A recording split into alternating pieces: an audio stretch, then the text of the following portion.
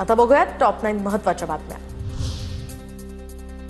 राधाकृष्ण विखे पाटलांचे शिर्डी विमानतळावर जोरदार स्वागत। मराठा आरक्षणाचा तिढा सोडवल्यानंतर विखे पाटील प्रथमच मतदारसंघात पोहोचलेत। भगवे फेटे घालून या ठिकाणी कार्यकर्ते विखे पाटलांच्या स्वागताला। लाडक्या बहिणींना ऑगस्ट आणि सप्टेंबरचा हप्ता एकत्र मिळण्याची शक्यता। दोन्ही महिन्यांचे एकत्रित 3000 रुपये दिले जाण्याची सुद्धा शक्यता। नागपूरच्या बाजारगाव परिसरातील सोलार कंपनीत स्फोट, तर विस्फोटकं बनवण्याचं काम करणाऱ्या सोलार कंपनीत हा स्फोट झाल्याची माहिती। एका कर्मचाऱ्याचा मृत्यू तर स्फोटात 13 कर्मचारी जखमी झाल्याची माहिती।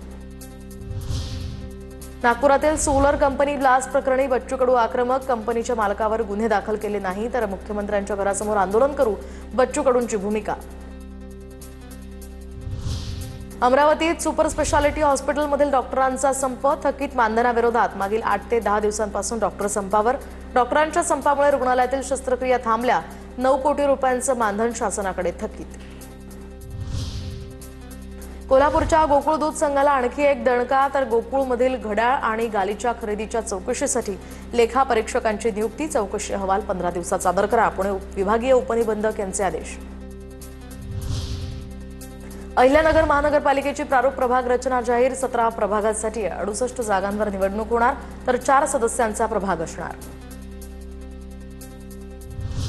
चंद्रपूर शहरातील महत्त्वाचा झरपट नदीवरील जुना पूल ढासळला, तर भिवापूर बाबूपेठकडे जाणारा हा रस्ता सध्या बंद।